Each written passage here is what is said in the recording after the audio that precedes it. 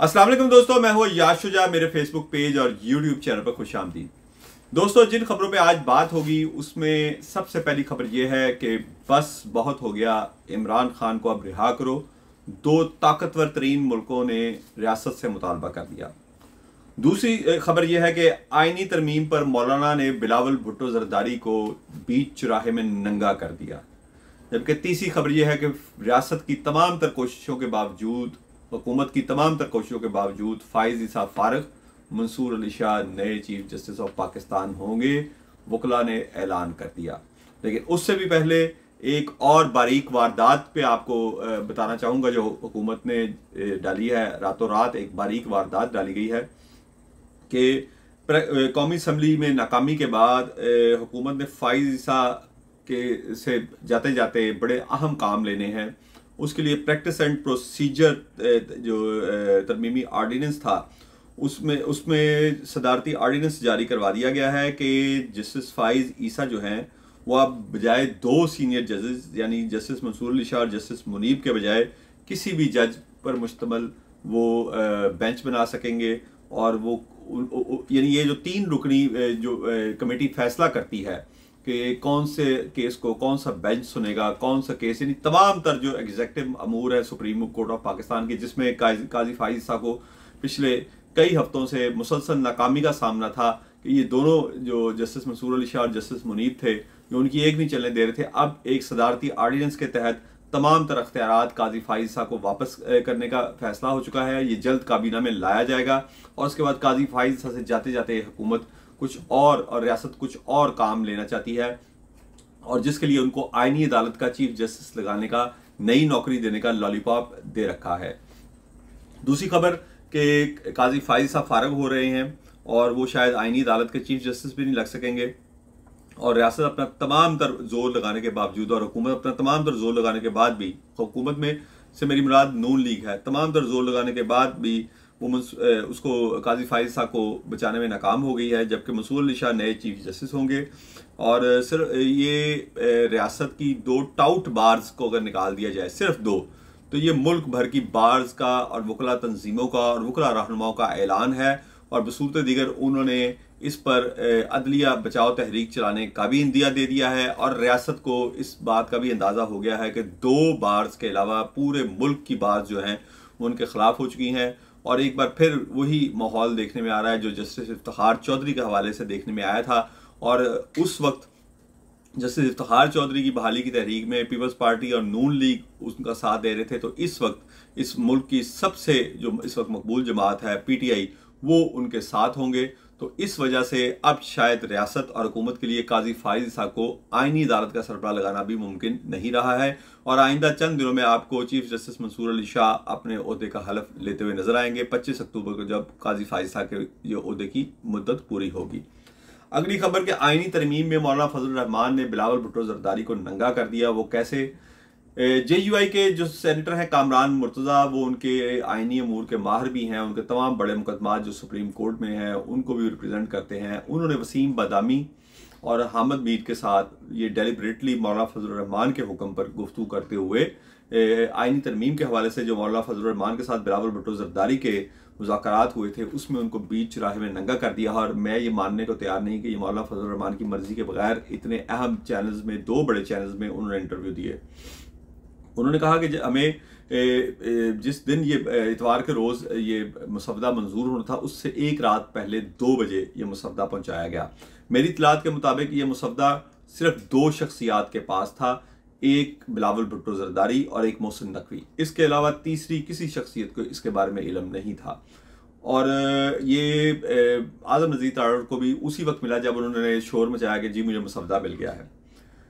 Article 108 ये जब मसवदा मौलाना फजल रहमान को मिला एक काले बैग में, कामरान मुर्तज़ा ने बताया, तो उन्होंने वो मेरे हवाले किया। जब आर्टिकल 108 पर बिलावल भुट्टो आए मौलाना से मुज़ाकरात के लिए तो उनसे बात की गई, तो मौलाना फजल रहमान ने सवाल किया कि ये तो इंसानी बुनियादी हकूक़ को ही आप ख़त्म करने जा रहे हैं। तो बिलावल भुट्टो ने जवाब दिया कि मजबूरी है, हम इसमें कुछ नहीं कर सकते, और अपनी मजबूरियाँ उनको बयान करना शुरू कर दी। बिलावल इस पूरी गेम में हुकूमत और रियासत के साथ शामिल थे।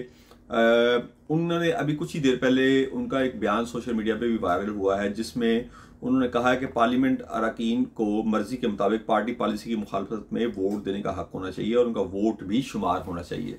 तो इससे आप अंदाजा लगा सकते हैं कि मौलाना फजल रहमान की इजाज़त से जो सेनेटर कामरान मुर्तज़ा बात कर रहे हैं JUI के, वो 100% सही बात कर रहे हैं।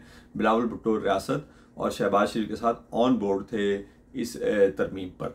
अब आखिरी खबर की तरफ आएंगे कि दो ताकतवर तरीन मुल्कों ने हमारी रियासत को बराह रास्त धमकी दी है कि बस अब बहुत हो चुका है, इमरान खान को रिहा किया जाए। शहबाज शरीफ तो पहले ही इन दोनों मुल्कों के आगे सरेंडर कर चुके थे, क्योंकि एक मुल्क में उनके ख़ानदान के बहुत सारे मफादात हैं, लेकिन रियासत सरेंडर करने को तैयार नहीं थी। रियासत ने कुछ शराइत अपनी उन्होंने इन दोनों ताकतवर मुल्कों को रखी हैं, क्योंकि उनमें से एक मुल्क जो है उसका बड़ा अहम किरदार है आपके IMF से जो आपको बेल आउट पैकेज मिलना है, और आप उनकी बात को रद्द नहीं कर सकते। दूसरा मुल्क भी बहुत अहम है और उनकी ताकत में भी कोई कमी नहीं, वो भी IMF पे असरअंदाज हो सकते हैं हमारे खिलाफ। ताहम रियासत ने उन दोनों मुल्कों को जवाब दिया है कि वो पहले गारंटी दें कि इमरान खान जेल से निकलने के बाद हुकूमत के खिलाफ कोई बड़ी तहरीक नहीं चलाएंगे और हुकूमत को डीरेल नहीं करेंगे। इस हवाले से इन दोनों मुल्कों में से जो बड़ा ताकतवर मुल्क है उसके एक वफ्द ने मेरी इत्तला के मुताबिक अडयाला जेल में इमरान खान से मुलाकात भी की है, लेकिन अब इमरान खान की कोर्ट में ये बॉल है कि वो रिहा होना चाहते हैं या नहीं, वो रियासत का ये मुतालबा मानने को तैयार हैं या नहीं। क्योंकि अगर इमरान खान का मौक़िफ़ ये है जो उन्होंने अब तक अपनी पार्टी के जो उनके इस वक्त रहनुमा उनके साथ मुलाकात करते हैं जेल में, कि अगर इस तरह की किसी डील के तहत मैं बाहर आया तो ये मेरे अपने लोगों से मेरी नज़र में गद्दारी होगी, और वो इस तरह की किसी डील के तहत बाहर नहीं आना चाहते, क्योंकि ये डील तो रियासत पहले भी उनको ऑफर कर चुकी थी जब इन दो बड़े मुल्कों का प्रेशर नहीं आया था कि उनको अडयाला से निकाल कर बनी गाला में नज़रबंद कर दिया जाता है। और बुशरा बीबी को भी इसीलिए गिरफ्तार किया गया था कि इमरान खान के ऊपर प्रेशर बिल्ट हो सके, और इमरान खान ने उस वक्त भी ये जो उनकी ऑफ़र थी इसको मुस्तरद कर दिया था कि वो किसी डील के तहत, और उनको बैरून मुल्क जाने की भी ऑफ़र हुई थी, लेकिन उन्होंने बैरून मुल्क जाने से भी इनकार कर दिया था, उन्होंने बाहर जाने से भी इनकार कर दिया था। उन्होंने कहा मैं जेल में ही रहूँगा। और फिर उसके बाद मैंने आपको अब कुछ अर्सा पहले जब सुप्रिटेंडेंट असद वड़ाइच का तबादला किया गया था अडयाला से और उनकी जगह पे नए सुप्रिटेंडेंट को लाया गया था, तो ये उसी मुज़ाकरात की नाकामी के ऊपर हुआ था कि उस वक्त के बाद इमरान खान पर जेल में मज़ीद सख्तियाँ करना थी और वो की जा रही हैं। उनको कैद तन्हाई में रखा गया है, सिर्फ उनकी ड्यूटी पर मामूर अमला जो है वो उनके बुलाने पर उनसे मिलता है, किसी भी कैदी को उनसे मिलने की इजाज़त नहीं है ताकि इस कैद तन्हाई से उनको तोड़ा जा सके। दूसरा, उनकी बैरक में जो गर्मी के बायस सूरत हाल थी वो भी आपको बताई कि उनकी वो सब देख चुके हैं कि किस सज़ाए मौत के कैदियों की बैरक में उनको रखा जा रहा है और किस शदीद गर्मी में वो वहाँ रह रहे हैं। तो ये तमाम इक़दाम रियासत ने उसी वक्त शुरू किए थे जब उनकी मुज़ाकरात में नाकामी हुई थी इमरान खान के साथ। लेकिन अब इन दो ताकतवर मुल्कों का दबाव भी शामिल हो चुका है और उनमें से एक ने आपकी IMF से डील भी करवानी है, IMF से आपको बेल आउट पैकेज भी लेके देना है। तो अब देखना यह है कि रियासत कितनी देर अपने मुतालबात पर जमी रहती है या इमरान खान कितनी देर पर अपने मुतालबात पर जमे रहते हैं, क्योंकि ये दोनों मुल्क चाहते हैं कि इमरान खान को इस गैर कानूनी कैद से रिहा किया जाए, लेकिन रियासत उनसे गारंटी मांग रही है कि इमरान खान हुकूमत के ख़िलाफ़ या रियासत के ख़िलाफ़ कोई बयानिया या तहरीक नहीं चलाएंगे। उसकी अगर वो गारंटी दें तो वो कहते हैं जी कल खान साहब को रिहा करने को तैयार हैं। अब बाल जो है वो इमरान खान की कोर्ट में है कि वो रियासत के इस मुतालबे पर क्या जवाब देता है। मेरा अपना ज़ाती अंदाज़ा है कि इमरान खान इस तरह रिहा होने से इनकार कर देंगे। 1 साल से ऊपर का अरसा हो चुका है, इससे पहले भी उनको कई ऑफर्स हो चुकी हैं लेकिन उन्होंने इनकार किया है। मेरा ख्याल है कि ये अमेरिकी सदर डोनाल्ड ट्रंप के इलेक्शन जीतने की सूरत में इमरान खान को इस तरह की किसी डील के बगैर ही रिहाई मिल जाएगी। मज़ीद खबरें भी आपकी खिदमत में पेश करता रहूँगा। अपने दोस्तों और रिश्तेदारों का ख्याल रखिएगा। अल्लाह हाफ़िज़।